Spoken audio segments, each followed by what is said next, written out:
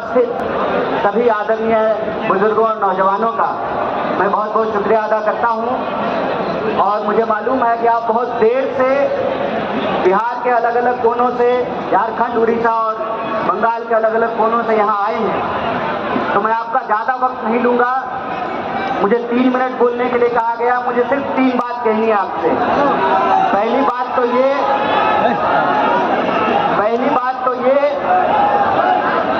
कि काली टोपी पहनने वाली आरएसएस की फौज ने यह जो काला कानून लाया है, भारतीय राष्ट्रीय कांग्रेस की तरफ से हम इसकी मुखालफत करते हैं, हम इसका पुरजोर देंगे। और दूसरी बात कि हमारा यहाँ आना ये कोई सियासी कदम नहीं है। हम सिर्फ और सिर्फ उस वादे को निभाने के लिए यहाँ आए हैं जो वादा इस देश में गांधी ने मौलाना अबुल कलाम आजाद को किया था। हम उस वादे को निभाने के लिए आए हैं और वो वादा ये है कि गांधी कहते हैं, रघुपति राघव राजा राम, पतित पावन सीताराम, ईश्वर अल्लाह तेरो नाम, सबको सम्मति दे भगवान, हम सबकी सम्मति दे। और हम आपसे माफी मांगते हैं कि इस देश में सेकुलरिज्म को बचा के रखने की जिम्मेवारी हमारे कंधों पर थी।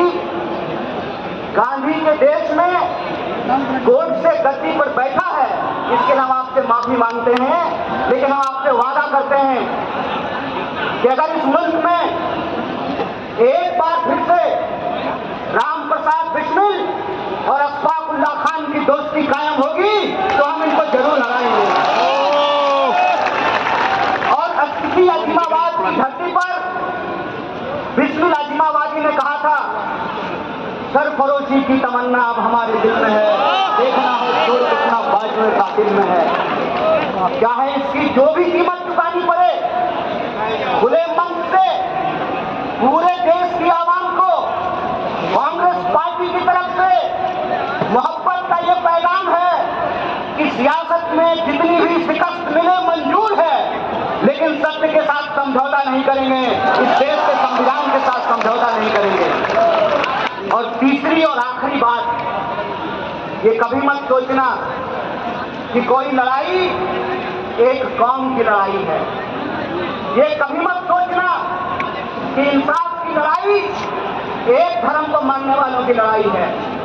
ये कभी मत सोचना कि न्याय की लड़ाई एक जहदी को कायम करने की जिम्मेवारी सिर्फ रहमान के कंधे पे है, बल्कि एक जहदी को कायम करने की जिम्मेवारी राम के भी कंधे पे है। इस बात को याद रखना।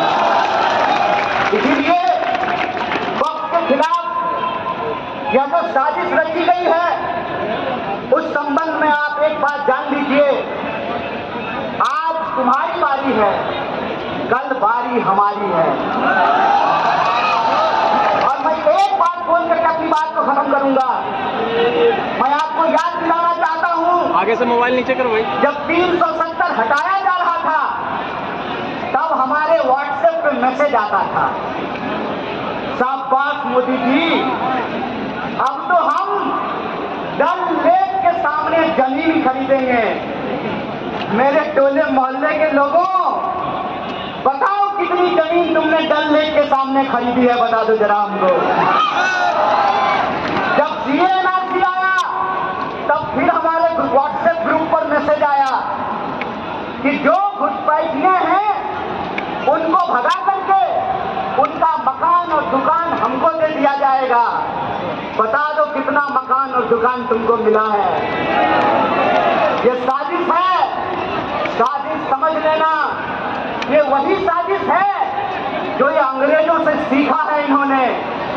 भाई भाई को लड़ाओ और देश की संपत्ति अपने खाते में पहुंचाओ।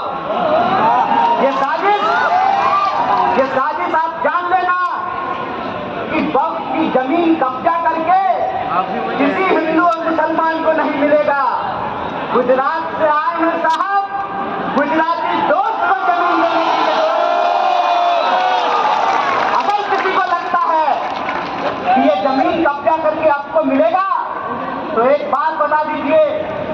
जब देश के आदिवासी अपने जल जंगल जमीन के लिए लड़ रहे हैं, तब देश की महामहिम आदिवासी हैं। जब दलितों के खिलाफ एक बड़ा साजिश रचा गया, SC/ST कानून को खत्म करने की साजिश की गई, तब देश के महामहिम एक दलित थे। और आज जब यह कहा जा रहा है कि वक्त को खत्म करना जरूरी है क्योंकि गरीब मुसलमानों को जमीन मिलेगी, तो याद रखना ये वो सियासत है, ये वो सरकार है जो आपको आपके छत पर नमाज पढ़ने नहीं दे रहा और आपको जमीन दे रहा है। अरे इनका तो बस एक ही कहना है, राम नाम जपना, पराया माल। देश को समझ जाइए। इसीलिए यहाँ जो लोग खड़े हैं, मैं उनको बताने समझाने के लिए नहीं आया हूँ। मेरी आवाज जहां तक पहुंच रही है, मैं बिहार के आवाम को और देश को यह बताने आया हूं, दूसरे के तकलीफ में हंसने की संस्कृति भारतीय होने की संस्कृति नहीं है, ये भारत का इतिहास नहीं है। भारत की संस्कृति ये है कि हमें धर्म की इज्जत करते हैं और दूसरे के धर्म का भी सम्मान करते हैं। ये भारतीय होने का मतलब होता है।